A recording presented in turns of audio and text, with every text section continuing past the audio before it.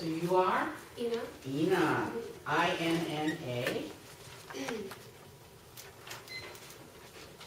I am Ina, and I'm going to explain the status quo on the fate of wild Mustangs. So Mustangs are a symbol of freedom and power in America, and wild horses have been around here since the 1500s. Natives adopted horses as primary transportation, and horses were fast-breeding renewable sources for the early settlers as well. So Mustangs, they constructed the roads, the cities, the towns, the rails of America. But as new transport was developed, the Mustangs lost their value, so they became dog-meat. In 1930s, around millions of pounds of horses were sliced up for dog meat, cat meat, and chicken meat. Up until 1900s, North America had around 2 million roaming horses. But by the 1970s, only 18,000 were left.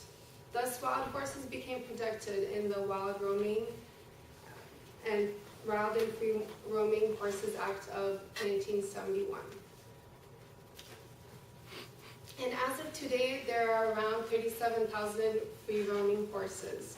But 50,000 of those horses, 37,000 free roaming horses and 50,000 horses that were wild are holding cells of BLM.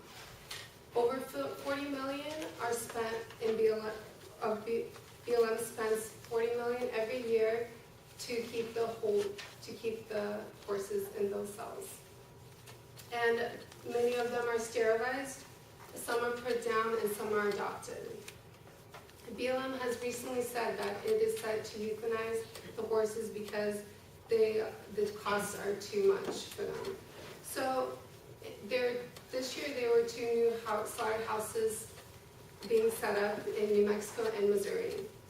The last 3 slaughterhouses that we had were in 2007, and they killed around 30,000 horses. 30,000 horses.